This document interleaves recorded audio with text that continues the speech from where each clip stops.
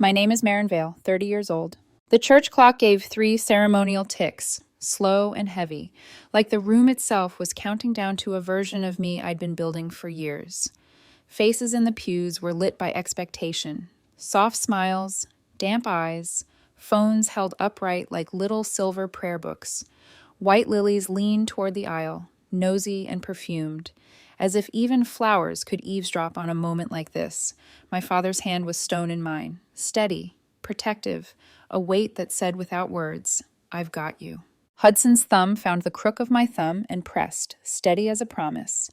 In the polished brass of the candle stand, I practiced the smile I'd rehearsed in bathroom mirrors and elevator doors and the dark windows of late-night rides home. For one bright, clean second, everything felt obedient. Guest lists solved, the charcoal versus navy suit debate settled. The whole city narrowed to this aisle and this breath. I told myself, a little foolishly, that life had finally decided to behave. The organ swelled. My mother dabbed at her eyes with a handkerchief that had belonged to my grandmother. Agnes, my older sister, the girl who once taught me to braid hair and to steal Dad's tobacco like it was contraband treasure, sat in the front row with a smile so calm it might have been carved. Calm was her talent. Agnes could butter a knife with her voice. She'd always been the shadow to my light, or so I'd romanticized it. Hudson turned, jaw chiseled into something heroic, and mouthed, "You look beautiful, exactly like the movies say men do when they mean it." Then Agnes stood. It wasn't the standing that made the air go thin. It was the way she moved, like a person who had practiced calm until calm turned into cruelty. She stepped into the aisle as if it had been built for her. When she smiled at me, it was the smile of someone who knew the exact weight of what she was about to drop. "Before you say 'I do,'" she said, each syllable surgical, precise, a bead of mercury rolling down tile, "I'm pregnant, and it's Hudson's." Sound swallowed itself. Somewhere to my right, a spoon clattered against a tile, a bright, traitorous note. A child's breath hitched into the rafters. My knees melted into a dissolve, and I had to clutch the pew to keep from going down. The lilies seemed to lean back, offended. My throat burned clean, chemical, as if I'd just inhaled a lie. The organ faltered, a note forgotten. Laughter bubbled from somewhere, wet, unbelieving, and died on contact. My mother's hand convulsed around lace. My father's face bleached to the color of old paper. Hudson's expression collapsed into the slow-motion horror of a man trying to impersonate shock and almost getting there. He opened his mouth, but the world narrowed around the question only I could hear. Why? I tasted every private corner of our life like ash. Midnight coffee, grocery lists, the way his fingers threaded my hair when we couldn't sleep. None of it prepared me for how hollow those memories could turn when dropped into the acid of a single public sentence. That's when Shell did the impossible. Shelley, 9 years old, knees in sun-faded denim, hair in 2 serviceable, slightly lopsided buns, stood up like someone older, more dangerous than her small body should allow. She held a tablet with a green dinosaur sticker in the corner, small in her hands, but she carried it like evidence. "That's a lie," she announced. Her voice didn't waver, it sliced. "I can prove it." The room folded in on itself. Silence hurled into the rafters and hung there, taut. Agnes's smile sharpened into an animal thing. Surprise welded to calculation. Hudson's face went unreadable. Dad made a sound that could have been a prayer or a wound. Shell held up the tablet. The black screen blinked awake and cast a guilty light across her cheeks. Small fingers tapped glass. People leaned forward as if proximity could alter the truth. My mother's hand flew to her mouth. My knees buckled another inch. The screen flickered. A video started, the grainy kind you get when a child records through a cracked doorway, but the audio was cruelly clear. Agnes's voice came first, unmistakable. The lilt she used when she thought cleverness could double as kindness. "It has to be at the wedding," Agnes said. "Maximum impact. Maximum humiliation." The image sharpened. Agnes's bedroom in the house she shared with Frank, my brother-in-law. The camera angle was low, like it had been propped behind a stack of books. Agnes sat on her bed, phone to her ear, painting her toenails the same red I'd helped her pick 2 months ago. We'd gone shopping. She'd said she wanted to look good for my day. "She deserves it," she went on, venom almost bored in her tone. Little Miss Perfect. Mom and Dad always loved her more. Always. A male voice crackled through speaker. And you're sure Hudson will go along with this? Agnes laughed. The laugh that had decorated my childhood whenever she read pages of my diary to her friends, or returned my car with the mystery dent I was supposed to ignore. I'd forgiven that laugh 1,000 times. Family gives you practice forgiving the unforgivable. He doesn't need to go along, she said, inspecting her nails. He won't even know. I'll stand up, make the announcement, and even if he denies it, the seed's planted. Marin will never look at him the same.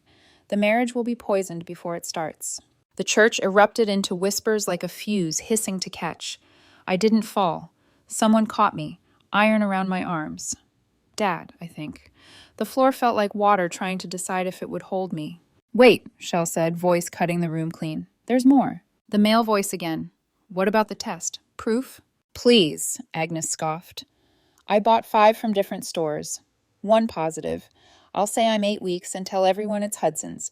Frank and Hudson look enough alike that by the time the baby comes, it won't matter. Frank will raise Hudson's baby. No, the man said, almost admiring. Frank will raise Frank's baby while everyone thinks it's Hudson's. Agnes's smile widened on screen into something I didn't have a word for. That's the genius. I don't even have to touch Hudson. I just have to make them think. The organist's hands dropped off the keys. A ripple of outrage, then a crack of silence. Somewhere, breathless, my mother formed Agnes's name like a curse, while Hudson's voice finally appeared, rough-edged. I never touched her. I swear to God, Marin. I couldn't look at him. Not yet. I could only look at the girl on her knees behind the front pew, chin tipped up, spine straight, holding truth in a plastic rectangle. Where did you get this? Agnes's real voice, not the recorded one, went thin, reedy, desperate. Shell, honey. You left your door open last week, Shell said. I heard you talking. I set it to record. I've been recording 8 days. She swiped. Another clip. Agnes in the kitchen with Bethany. College friend, professional echo. Talking with the careless precision of people who mistake malice for cleverness. The plan, the timing, the rehearsal in the mirror, the dress. I wasn't going to go through with it, Agnes said now, voice climbing a brittle ladder. I was venting. I was angry. You wore the dress, my mother said suddenly, clearly. She stood as if yanked by invisible wire. That cut, to show a stomach. You wanted people to imagine. Agnes looked down, startled to discover herself costumed. Aunt Diane's voice came in from 3 rows back. And the hair, like Marin's at the company party. You wanted the echo. The details clicked into place like a lock I never knew I'd installed. Frank stood, as if he'd been underwater and had finally breached. Is the baby mine? He asked, voice breaking on mine like a wave against a dock. Agnes's face tried on 3 expressions and picked the least believable. Of course it's yours. Don't, Frank said, palm up like a stop sign to a lie. Not right now. Dad's voice cut through the heat. Quiet turned iron. Get out, he said to Agnes, and I watched my sister's practiced calm leak out of her, leaving something raw. The girl I raised wouldn't do this. Out. She looked for an ally. The room looked back, grim and human. The prettiness fell off her like a coat. For a heartbeat, I thought she might fall into me, admit it all, beg for my hands. Instead, she lifted her chin and walked. The doors swung shut with a sound like a verdict. No one moved. The wreckage settled in dust motes. The organist stared at his hands as if they'd betrayed him. I could feel the shape of Hudson beside me without looking. Marin, he said finally, soft. I know, I said, and the words felt like stepping onto a dock that bobbed but held. But I can't marry you, not today. His inhale caught. Not because I don't believe you, because I can't stand here and pretend my sister didn't just detonate my life. I couldn't finish. Time. He nodded once, as if agreeing to carry a weight until I could lift again. Whatever you need. I turned to the congregation. 200 faces hungry for a resolution I didn't owe them. I'm sorry, I said, voice somehow level. The wedding is postponed. Please go home. The bride's room became a soft prison. Lace, mirrors, a half-eaten strawberry on a saucer, my mother's shaking breath. Dad paced with the authority of a man fixing what can't be fixed. Hudson waited outside because I'd asked, his presence like a low hum through the wall. Shell stood in the doorway, tablet still clutched. Are you mad at me? She asked, small but not fragile. Mad. I opened my arms and she came, all elbows and bravery. You saved me. She's going to hate me, Shell said matter-of-factly into my shoulder, for ruining her plan. She doesn't get to hate you, I said, fierce in a way that tasted new. If she tries, she'll learn what family actually means. My phone started buzzing. Once, twice, then a swarm, vibrations staircasing into a constant rattle. Cousin Trevor appeared, eyes wide, thumbs busy. It's online, he said. Half apology, half report, all of it. Someone filmed. It's everywhere. I should have felt exposed. I felt empty. And then, beneath the emptiness, something cold and precise. Agnes had wanted an audience. She'd get one. Trevor's screen showed numbers that didn't feel real. Comments bloomed like mold. The world had opinions about my life, and Agnes's laugh and Shell's courage. Let them. Not all spotlights burn cruel. Shell, I whispered, stroking the top of her head, my mouth close to her new, complicated bravery. Send me everything. The video of my ruined wedding had already been viewed over 3 million times by dawn. By breakfast, strangers across continents had decided what kind of woman my sister was, what kind of victim I was, and whether Hudson's face looked guilty or simply stunned. News anchors smiled into cameras with the sympathy of voyeurs. Reporters camped outside the church gates, hungry for quotes. My phone was an open wound. Mom begged me to ignore it. Dad said he'd handle the press, but I wasn't interested in silence. I wanted strategy. I gathered the only people who hadn't betrayed me: Dad, Mom, Hudson, Frank, and Ramona, my best friend since college, who now worked in crisis PR. We met in my apartment with boxes of leftover wedding favors stacked like tiny coffins in the corner. Ramona arrived with her laptop, hair tied back, eyes sharp. All right, she said, setting down a mug of black coffee. If she destroyed your reputation in public, we restore it in public. Her fingers flew across the keyboard, pulling up search results, news clips, timelines. People love a story, she continued, but they worship a sequel where truth wins. Frank sat on the edge of the couch, hollow-eyed. She's not just my wife anymore, he said quietly. She's evidence. His voice cracked on the word. He had spent the night replaying the church footage like a crime scene, frame by frame, hoping for a version that didn't exist. When he looked up, there was steel under the grief. Whatever you decide to do, Marin, I'm in. That was when Ramona wrote the first line of the whiteboard plan. Phase 1, the truth about Agnes Hartley. Beneath it, she drew 3 bullet points. Controlled release. Credibility. Consequences. We started that afternoon. Ramona built a clean, professional website with neutral colors and a single header. All evidence presented here is verified. Frank transferred the full 17 videos from Shell's tablet. I spent hours watching each one, cataloging every word, every moment Agnes forgot she was being recorded.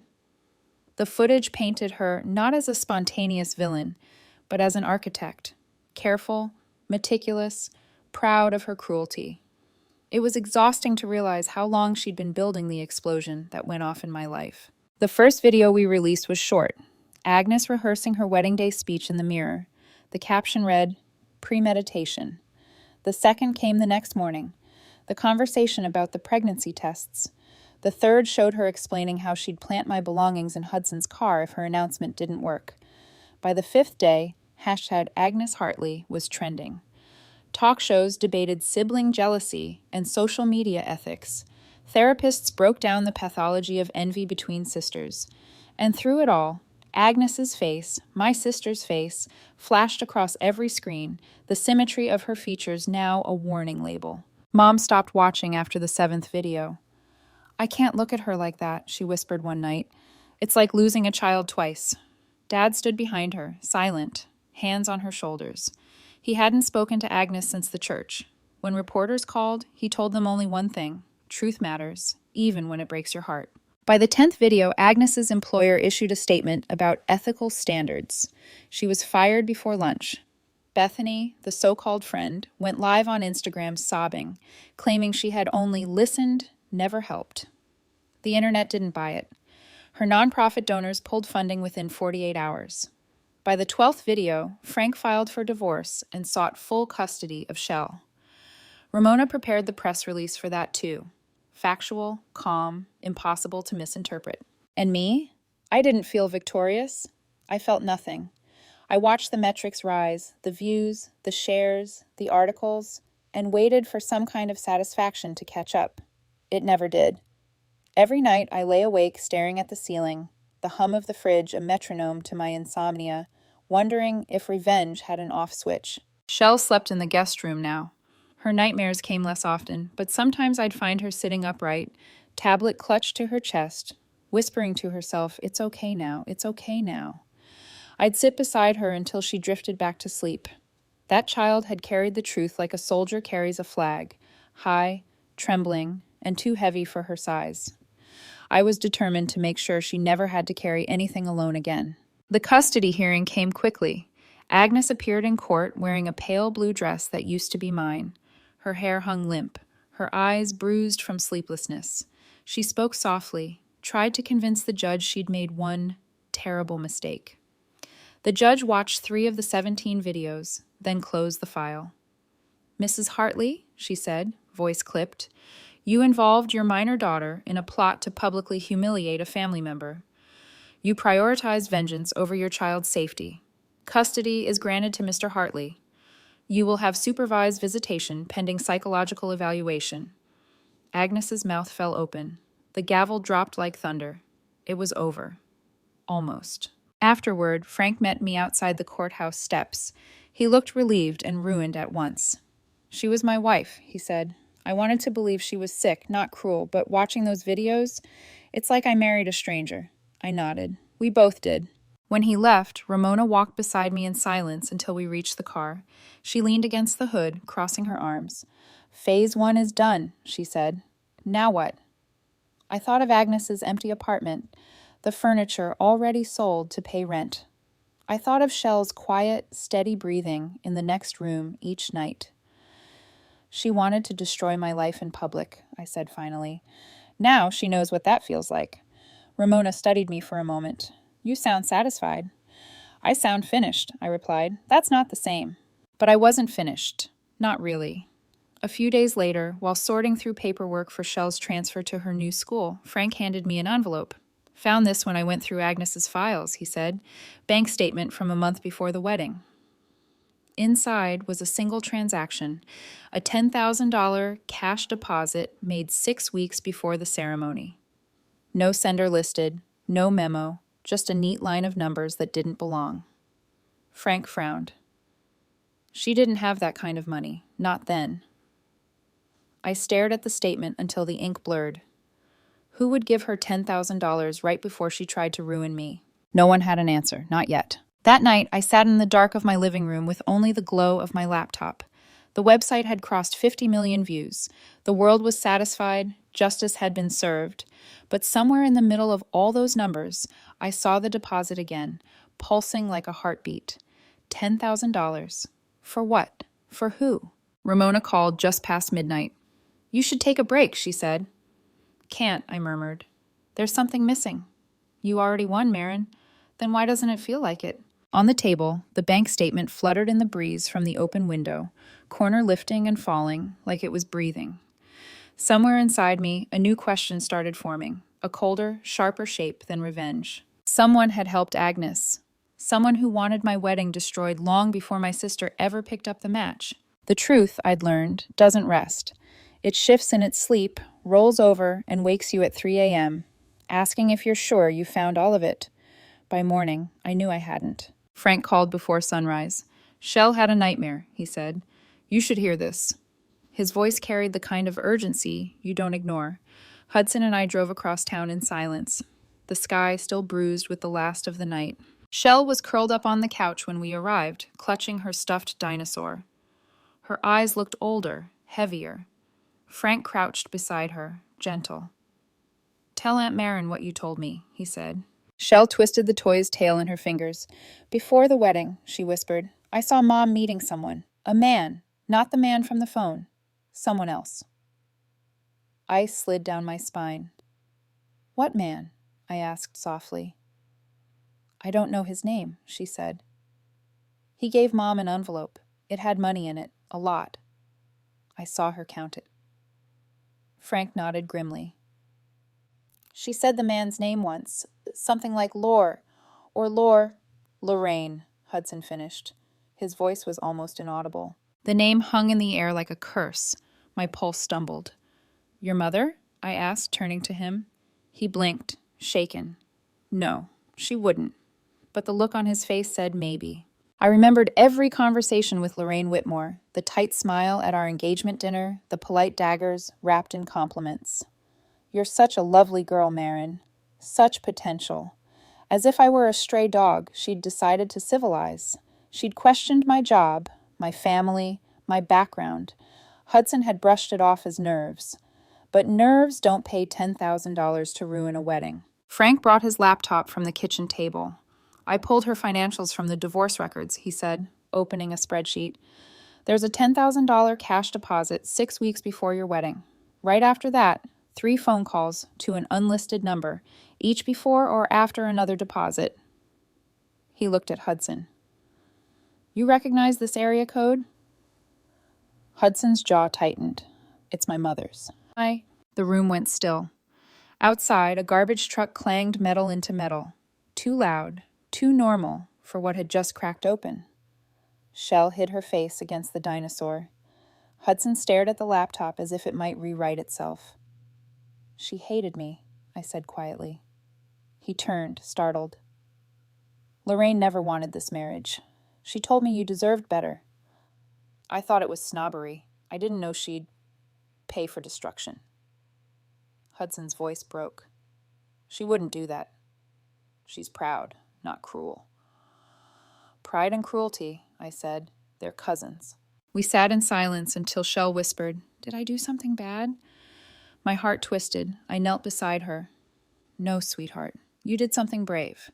She nodded, still unsure, then added in a smaller voice, The man said if she breaks them up before the wedding, she gets the rest. Hudson and I exchanged a look that said everything words couldn't. He stood abruptly. We need proof. Frank exhaled. You'll get it. That afternoon, I found Agnes. She agreed to meet at a small cafe downtown, a neutral place with bad coffee and forgiving lighting. When she walked in, I almost didn't recognize her. She'd lost weight but gained something else, a hollow caution, like a house rebuilt after fire but still smelling of smoke. Her eyes flicked over me once, then down. What do you want, Marin? The truth, I said, about Lorraine Whitmore. Agnes laughed, but it wasn't humor. It was disbelief. Took you long enough, she said, stirring her coffee without drinking it. She approached you? At a family barbecue, Agnes said. Sweet as sugar. Said Hudson deserved someone with polish. I thought she was just being petty, but a week later, she called me. Agnes's tone hardened. She offered me money. How much? $10,000 up front, another $20,000 if the wedding didn't happen. $30,000. That was what my life, my love, was worth to Lorraine Whitmore. Agnes looked up. I was angry at you, Marin, always have been, but I never would have done it without her push. She fed me the words I'd been too ashamed to say out loud. Why tell me now? I asked. Because she used me, Agnes said flatly, and I'm the one who burned for it. She's still out there, sipping champagne and pretending to be righteous. I studied her face. You expect me to believe you? No, she said. But you'll believe this. She reached into her purse and slid a small flash drive across the table. I recorded every conversation. I knew she'd throw me under the bus eventually. I protected myself. My fingers closed around the drive. Why didn't you use it before? Agnes gave a small, bitter smile. Because admitting she manipulated me means admitting I was weak enough to let her, and because I wanted to believe I still had some control. Her voice wavered. But she ruined me, so now I ruin her. When I left the cafe, the flash drive felt heavier than gold. Hudson was waiting in the car, engine idling, knuckles white on the steering wheel. She talked, I said quietly. He stared straight ahead. And? Your mother hired her. He flinched like I'd hit him. Proof? I held up the drive. Recordings. 7 of them. We listened that night. Lorraine's voice filled the room. Smooth, cultured, unhurried. She sounded like a woman choosing wallpaper, not orchestrating a human disaster. It has to look spontaneous, Lorraine said. If you warn her, she'll steel herself. You need surprise. And if Hudson denies it? Agnes asked. He will. That's the point. Doubt is permanent. Once planted, it never dies. Hudson sat forward, elbows on knees, expression draining to ash. Another clip played. Lorraine's suggestion of the pregnancy lie, her precise coaching on tone, timing, even posture. Touch your stomach when you speak, she said. It reads as sincerity. You're a monster, Agnes muttered. No, Lorraine replied, almost gently. I'm a mother. By the final recording, Hudson couldn't breathe evenly. I muted the laptop and waited. He spoke without looking at me. What do we do? We do what she did, I said. We tell the truth, loud enough that she can't bury it. She's my mother, he whispered. She stopped being one the moment she tried to buy our destruction. He looked up then, eyes glassy, and nodded once. Do it, he said. End it. Ramona didn't even blink when I told her what was on the recordings. She closed her laptop, took a slow sip of coffee, and said, Then we hold a press conference. Hudson looked wrecked. She's my mother, he said quietly. You want to destroy her on live television? Ramona's tone was level, professional, merciless. She destroyed herself. We're just turning on the lights. We rented a small event space downtown, the same building where Hudson and I had once toured for our wedding reception. Now, instead of flowers and champagne flutes, the tables were lined with microphones and folded press kits. Ramona handled logistics like a general before battle. She prepared statements, selected which audio clips to play, and rehearsed me until my voice no longer trembled. This isn't revenge, she kept saying. It's record correction. But it felt like both. The day of the press conference, I wore black. Not out of spite, but out of mourning. For the version of life I'd planned.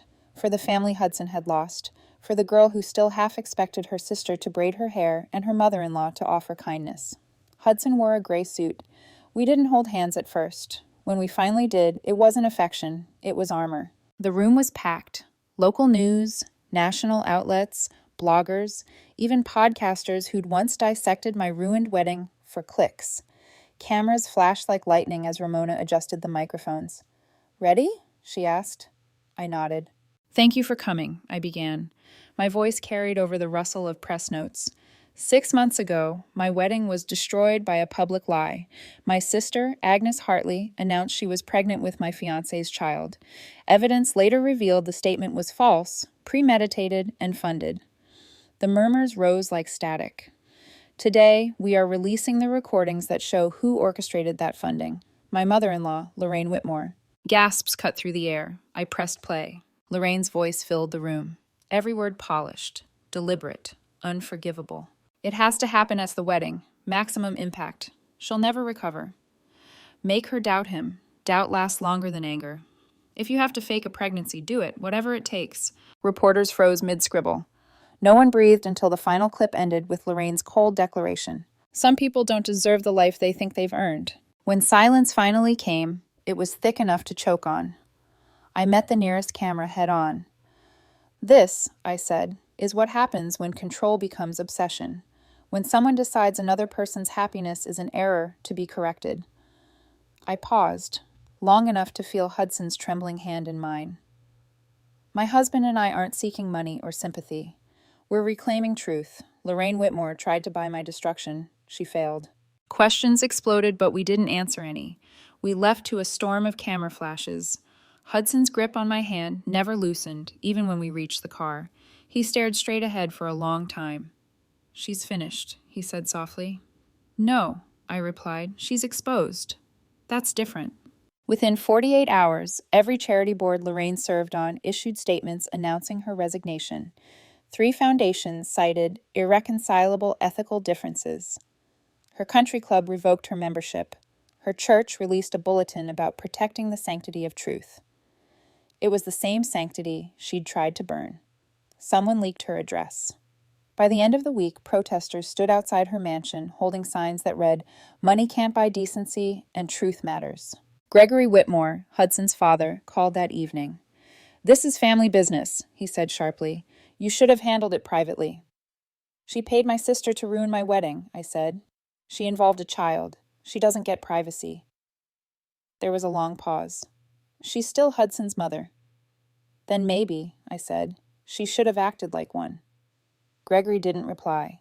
2 weeks later, he filed for separation. Lorraine's world collapsed like wet paper. Her friends vanished. Her social circle turned predatory, feeding on the scandal. Ramona tracked the fallout in neat bullet points, but I refused to read them. There was no joy left in watching someone crumble. 3 months later, a letter arrived. Thick cream envelope, expensive stationery, the handwriting so precise it looked carved. Marin, I expect you won't believe me, but I am sorry. Not for being caught, though that is humiliation beyond measure, but for what I did. I convinced myself I was protecting my son. I told myself you weren't good enough, that Hudson deserved better. I see now that what he deserved was a mother who respected his choices. What you deserved was peace. I have lost everything, my husband, my friends, my son. I don't expect forgiveness. I simply wanted you to know I understand what I've done. You won, Marin, completely and totally. Lorraine. I read it 3 times. Hudson stood beside me, unreadable. She's manipulating you, he said. She wants you to feel sorry for her. Maybe, I said. Do you? I folded the letter once, twice, then dropped it in the trash. No, I said. I just feel done. For the first time in months, I slept without dreams. The world had finally gone quiet. Lorraine had fallen. Agnes had vanished into whatever wreckage she'd built. And Hudson and I, somehow, were still standing. But the quiet didn't mean peace. It meant transition. The kind that comes before rebuilding. Before you learn if the ruins can bear new walls. 3 months after the press conference, I married Hudson again. This time there were no reporters, no orchestras, no cathedral ceilings echoing with heartbreak. We stood in my parents' garden, surrounded by twinkle lights and the smell of freshly cut grass. Only immediate family and close friends, people who had seen us burn and still believed we could build something from the ashes. Shell was the flower girl, wearing a green dress covered in tiny dinosaurs. She'd picked it herself, announcing she was too old for boring petals. Hudson and I didn't argue. The dress suited her, bright, defiant, impossibly brave. When I walked down the aisle on Dad's arm, Shell scattered wildflowers she'd gathered from the backyard. Half the petals missed the path, but no one cared. This wasn't about perfection anymore. It was about truth. Lorraine's chair sat empty. Hudson had sent her an invitation. He said it was for closure, not reconciliation. She never responded. Maybe she couldn't face the ruin she'd authored. Maybe she thought silence was still a form of control. Either way, the absence felt deliberate and freeing. When the officiant pronounced us husband and wife, Hudson's eyes filled with tears he didn't bother to hide. He whispered, "We made it." I smiled. We did. And this time it felt real. After the ceremony, we didn't post a single photo online. No hashtags, no curated joy for strangers to dissect. We kept it ours, just the way our first wedding should have been. Shell caught the bouquet by accident. It hit her shoulder, bounced once, and landed in her arms. She laughed so hard she fell over, grass stains blooming across the knees of her dress. For the first time in months, everyone laughed with her. Later, when the guests had gone and the lights dimmed, Dad found me sitting under the old maple tree. "You know," he said, "revenge may build closure, but love builds something stronger." I leaned my head against his shoulder. "You think we'll ever forgive them?" He was quiet for a long moment. "Maybe not completely," he said, "but one day the anger stops needing company." He was right, because slowly the anger began to dissolve into something else, resolve. A week later, Frank called to tell me the custody hearing was officially finalized. Agnes had completed her psychological evaluation. The report was brutal. She'd been diagnosed with narcissistic tendencies exacerbated by chronic resentment and trauma. The judge granted Frank full custody. Agnes would have supervised visits every other month until further notice. When I hung up, I didn't feel triumphant, just sad. The sadness lingered until one afternoon when Agnes called me. Her voice sounded smaller, stripped of its old confidence. "Can we meet?" she asked. Every instinct told me to say no, but something inside me, maybe exhaustion, maybe curiosity, said yes. We met at a quiet cafe far from town. She looked healthier than before, hair cut shorter, clothes simple but neat. There was no jewelry, no performance, just my sister, the human version. I've been going to therapy, she said. I'm working at a nonprofit now, marketing, like before, smaller scale. That's good, I said carefully. She stirred her tea. I know it doesn't change anything, but I'm sorry. I wanted to tell her I believed her. Instead, I said, You hurt a lot of people, Agnes. She nodded, including myself. We sat in silence for a while, the kind that doesn't demand filling. Before she left, she said, Shell's birthday's next week. I'd like to send her a present. Frank said it's okay. Drop it by my place, I said. You can see her if she wants that. Agnes blinked back tears. Thank you. The following Saturday morning, I opened the door to find her standing there, holding a small gift bag. Hi, she said. Hi, I replied. She's inside, I added, doing her science project. Shell looked up from the kitchen table, surrounded by papers and colored pencils. Mom? She said softly. Hey, baby, Agnes said, voice trembling. How are you? I'm good, Shell said. I'm studying dinosaurs. They talked for 20 minutes, awkward but genuine. Agnes told her how proud she was. Shell nodded, polite but guarded. When Agnes left, she hugged her daughter tightly, whispering something I couldn't hear. After the door closed, Shell turned to me. Does this mean things are back to normal? No, I said gently. Normal's gone, but maybe we can make something better. She smiled, small and certain. Okay. That night, Hudson and I sat on the porch, the soft hum of crickets around us. You okay? He asked, wrapping an arm around my shoulders. I was just thinking about how everything fell apart, I said. Regrets? No. If it hadn't happened, we wouldn't have Shell. We wouldn't have learned what real love costs. He kissed my temple. You know what the best revenge is? What? Being happy anyway. I laughed softly. Then we're doing pretty well. Inside, Shell was humming to herself, cutting dinosaur shapes out of paper. Our house was small, our family scarred, but it was ours. And for the first time since that impossible day in the church, I felt something that didn't hurt. Peace. I never saw Lorraine again. Someone told me she'd moved to another state, living quietly in a small coastal town where no one knew her name. Maybe she spent her days regretting. Maybe she didn't. It didn't matter anymore. The real victory wasn't her ruin. It was this. Hudson's laughter spilling from the kitchen, Shell's giggles echoing down the hall, and the sound of music drifting through open windows. It was choosing, every day, to build something whole from what had once been broken. The wedding that ended in disaster had given birth to a marriage that felt unshakable. And for the first time, I understood what it meant to win without revenge. To be happy despite. It's been a year since the second wedding. Sometimes I forget there was ever a first. Other times, a song or the smell of lilies will bring it all back. The aisle, the betrayal, the silence that felt like a bomb. But now those memories don't sting the same way. They feel distant, like scenes from a life that doesn't belong to me anymore. On Friday nights, our house smells like garlic bread and laughter. Hudson insists on cooking even though he burns at least one thing every time. Shell helps him stir sauce, explaining dinosaur facts between spoonfuls of pasta. I watch them from the doorway and I think, this is what survival looks like. Not victory, not perfection, just peace that's been earned. Frank comes by often. He brings Shell to school some mornings and stays for dinner sometimes. He and Hudson have become unlikely friends, bonded not by tragedy, but by the quiet agreement that pain doesn't have to define everything. Mom and Dad come over every Sunday.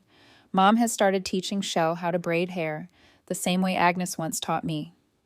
Every time I see it, something tender and bittersweet blooms in my chest.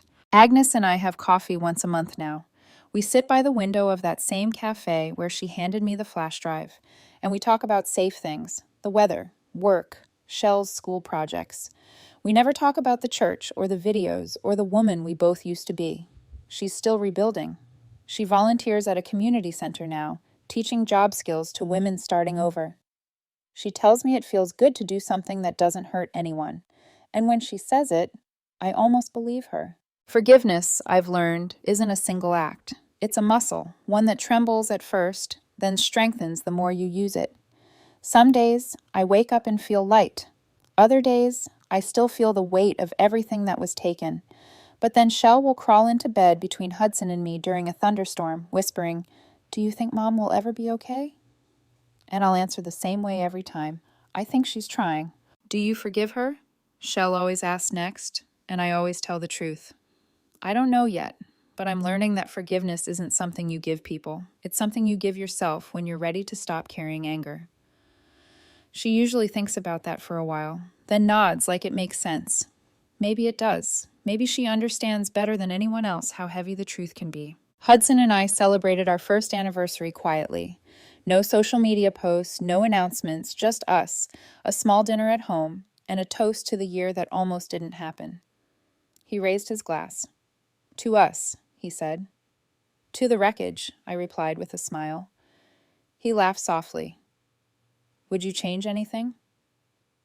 I looked around at the photos lining our walls, Shell's adoption papers framed in the hallway, snapshots from family dinners, and the small ceramic dinosaur she'd painted for us on our wedding day. "No," I said, "not even the worst parts, because they led us here." After dinner, Hudson put on music. We danced barefoot in the kitchen, while Shell rolled her eyes and filmed us on her phone. "Adults are so weird," she muttered. But I saw her smiling behind the camera. I didn't care how ridiculous we looked. The world had already seen me shattered. Let them imagine me like this, whole again, messy and alive. Later that night, I sat on the porch with a blanket over my shoulders, watching fireflies flicker in the dark. The quiet wasn't heavy anymore. It was alive, breathing, forgiving. Hudson joined me, handing me a cup of tea. He kissed my hair. "Thinking about her again?" "Sometimes I wonder if she ever thinks about us," I said. "Probably," he replied. "Regret has a long memory," I smiled. "So does love." A soft breeze moved through the trees. Inside, Shell's laughter echoed down the hallway, followed by the sound of her running to feed the cat.